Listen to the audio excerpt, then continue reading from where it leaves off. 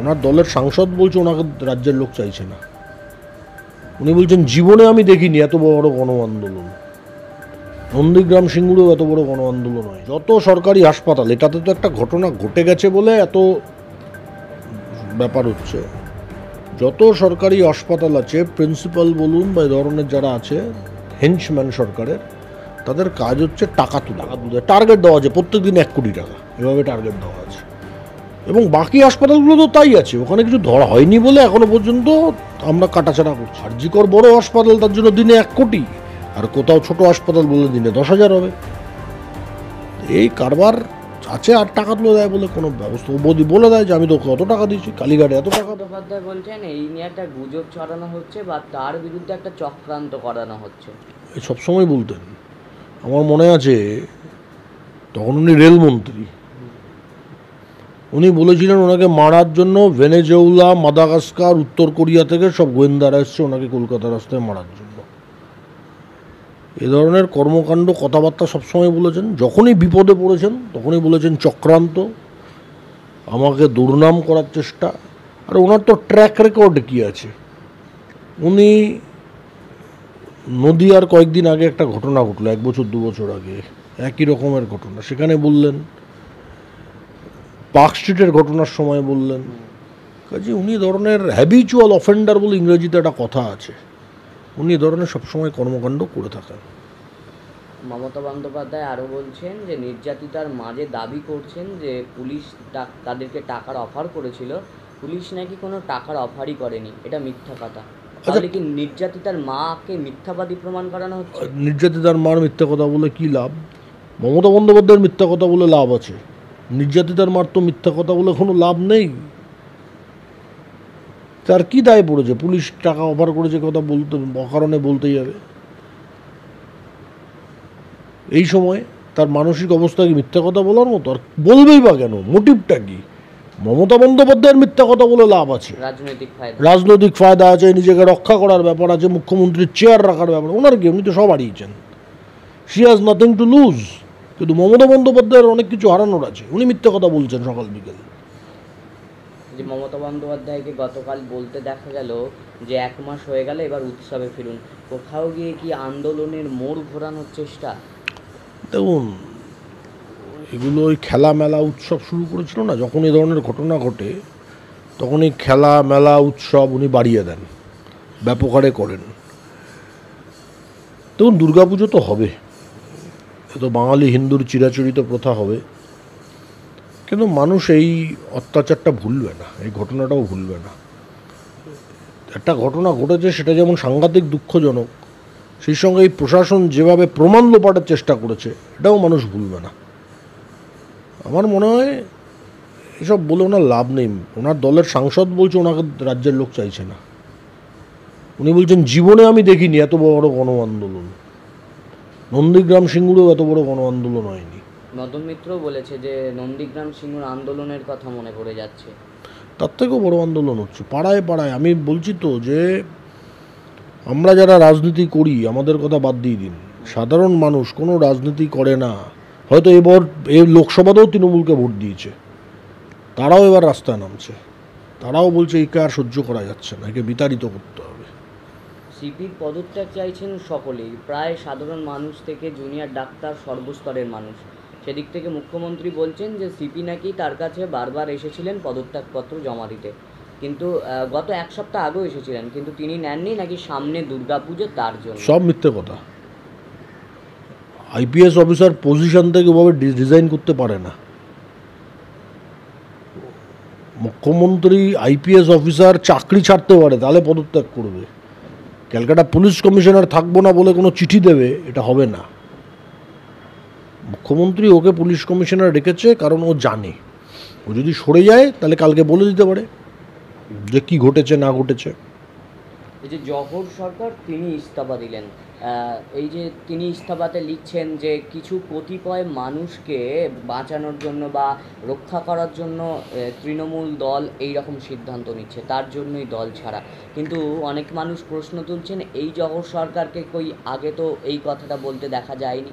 না না, তা নয়। জহর সরকার হচ্ছে ওই জাহাজ ডুবছেই নেংটি দুগুলো পালিয়ে যায়, এই ইঁদুর সবার আগে পালিয়েছে, বুঝেছে জাহাজ ডুবছে সবার আগে ঝাঁপ দাও, তার জন্য সবার আগে পালিয়েছে। এসব লোকজনের কোনো ক্যারেক্টার বলে কিছু নেই। মানে সুখেন্দু শেখর রায় যেমন পোস্ট করে লিখেছেন যে মিডিল মানে একদিকের উইকেট পড়েছে, এবার আর দুটো পড়া বাকি, সেই বাস্তিল দুর্গ পতনের কথা, সেই রকম অবস্থায় ফিরছে। জহর সরকার বুঝতে পেরেছে একদম জাহাজ ডুবতে চলেছে, আর থাকবো না, তার জন্য সবার আগে ঝাঁপ মেরেছে নদীতে, সমুদ্রে।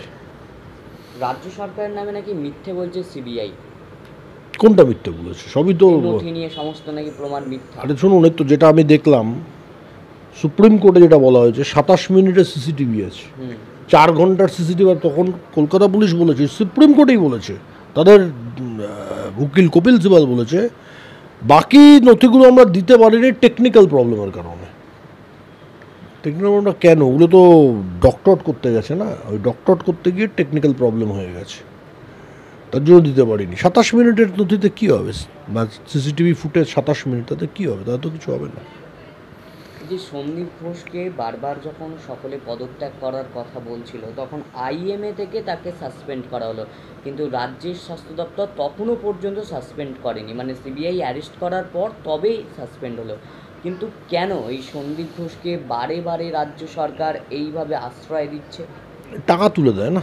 দেখুন, সব হাসপাতাল এরকম আছে, যত সরকারি হাসপাতাল, এটাতে তো একটা ঘটনা ঘটে গেছে বলে এত ব্যাপার হচ্ছে। যত সরকারি হাসপাতাল আছে, প্রিন্সিপাল বলুন বা এই ধরনের যারা আছে হেঞ্চম্যান সরকারের, তাদের কাজ হচ্ছে টাকা তুলে দেওয়া। টেন্ডার থেকে ওই যে সব আসছে, ফার্নিচার দিয়েছে, অমুক দিয়েছে, তমুক দিয়েছে, হাসপাতালের বর্জ্য, এক এক দিনে 1 কোটি টাকা রোজগার, তার এক একটা ভাগ তৃণমূলের এক একজন বড় বড় নেতার কাছে যায়। মানে সেই 75-25 ভাগ যেটা প্রথম থেকে উঠে ও টাকা তুলে দিয়েছে, ও এতদিন এত টাকা দিয়েছে, এত টাকা ও যদি বলতে শুরু করে যে আমি একা চুরি করেছি, আমার টাকা তো ও খেয়েছে, ও খেয়েছে, ও খেয়েছে, ও খেয়েছে, তার জন্য মেসেজ দেওয়া, দেখো আমি কিন্তু তোমার সাথে আছি, এই মেসেজটা দেওয়ার জন্য। তো আপনি ভাবুন, ও ইস্তফা দিল চাকরি থেকে, আরজি কর মেডিকেল কলেজ থেকে ওকে ন্যাশনাল মেডিকেল কলেজের প্রিন্সিপাল করে দিল। এত ক্ষমতাশালী, হাইকোর্ট বললেন আপনি এত ক্ষমতাশালী। এ কোথায় আছে যে আমি চাকরি ছেড়ে দিলাম, যে কোনো জন সরকারি কর্মচারী চাকরি ছেড়ে দিল, আর তারপর তাকে আপনি চাকরি তো ছাড়ানো দূরের কথা, তাকে আপনি আরেকটা জায়গায় প্লাম পোস্টিং দিলেন?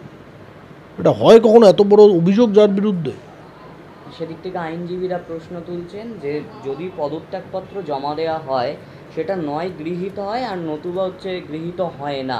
যদি গৃহীত হয় তাহলে সে চাকরি থেকে সরে যাবে, আর যদি গৃহীত না হয় তাহলে সে যে পদে ছিল সেই পদেই থাকবে। তাহলে কি করে এই রাজ্য সরকার তাকে ন্যাশনাল মেডিকেল কলেজে প্রিন্সিপাল করলো? প্রশ্ন তো তাই, সাসপেন্ড করলো না তো, সিবিআই অ্যারেস্ট করেছে বলে ডিফ্যাক্টো সাসপেন্ড হবেই। সরকারি কর্মচারী 48 ঘন্টা যদি পুলিশ কাস্টডিতে থাকে, সে অটোমেটিক সাসপেন্ড হয়ে যায়, তার জন্য কোনো সরকারি নোটিফিকেশানের দরকার হয় না, এমনি অটোমেটিক কোর্সেসে সাসপেন্ড হয়ে যায়। সন্দীপ ঘোষের ক্ষেত্রে তাই হয়েছে, সিবিআই যদি ওকে গ্রেপ্তার না করতো আজও সাসপেন্ড হতো না। কিন্তু বিষয়টা হচ্ছে যে এই যে আমরা সবাই অবাক, আমি অবাক হইনি, কারণ টাকা তুলে দেয়, হিউজ পরিমাণ টাকা তুলে দেয়, টার্গেট দেওয়া আছে প্রত্যেক দিন 1 কোটি টাকা, এভাবে টার্গেট দেওয়া আছে। এবং বাকি হাসপাতালগুলো তো তাই আছে, ওখানে কিছু ধরা হয়নি বলে এখনো পর্যন্ত আমরা কাটাছাড়া করছি না। সাগর দত্ত মেডিকেল কলেজে সিন্ডিকেটের কথা উঠছে সব হাসপাতালে, আপনি জেলা বলুন, মহকুমা বলুন, ডায়মন্ড হারবার বলুন, আরজি কর বলুন, ক্যালকাটা মেডিকেল কলেজ বলুন, সাগর দত্ত বলুন, পুরুলিয়ার রঘুনাথপুর বলুন, কোথাও ছোট টাকা, কোথাও বড় টাকা। আরজি কর বড় হাসপাতাল, তার জন্য দিনে 1 কোটি, আর কোথাও ছোট হাসপাতাল বলে দিনে 10,000 হবে। এই কারবার আছে, আর টাকা তুলে দেয় বলে কোনো ব্যবস্থা, ও বলে দেয় যে আমি তো কত টাকা দিয়েছি, কালীঘাটে এত টাকা পাঠাই, তার জন্য মেসেজ চলে যাচ্ছে যে আমি ভাই তোমার সঙ্গে আছি, তুমি আমার বিরুদ্ধে কিছু কিন্তু বলবে না। মানে কোট আনকোট এটা একটা দল নয়, যেটা বোঝা যাচ্ছে যে একটা কোম্পানি, যেমন কোম্পানির টার্গেট থাকে দিনে এত টাকা ইনকাম, একদম পিওরলি সিন্ডিকেট। যেমন পাড়ায় পাড়ায় তৃণমূলের প্রমোটাররা সিন্ডিকেট, ওদের রাজ্য স্তরে ওইভাবে সিন্ডিকেট, অল বেঙ্গল স্তরে ওইভাবে সিন্ডিকেট, সেম একদম। আপনি অকশানে টাকা যত বেশি দেবেন, আপনাকে আমি তত পাউন্ড পোস্ট দেবো। আগে শুনতাম, আজ থেকে 25-30 বছর আগে, আমাদের ছোটোবেলায়, বড়বাজার থানার ওসি হতে গেলে তাকে পয়সা দিতে হয়, আর এখন ক্যালকাটা পুলিশ কমিশনার হতে গেলে পয়সা দিতে হয়, এটা শোনা যাচ্ছে। কাজেই সেই যে কারাপশান যেটা নিচের লেভেলে ছিল, সেটাকেও একদম সবার চোখের সামনে উপরে এই সরকার নিয়ে এসছে, নিম্ন স্তর থেকে উচ্চ স্তর। একদম উচ্চ, বলে কারাপশন ওপর থেকে নিচে যায়, পশ্চিমবঙ্গের নিচের থেকে ওপরে উঠেছে।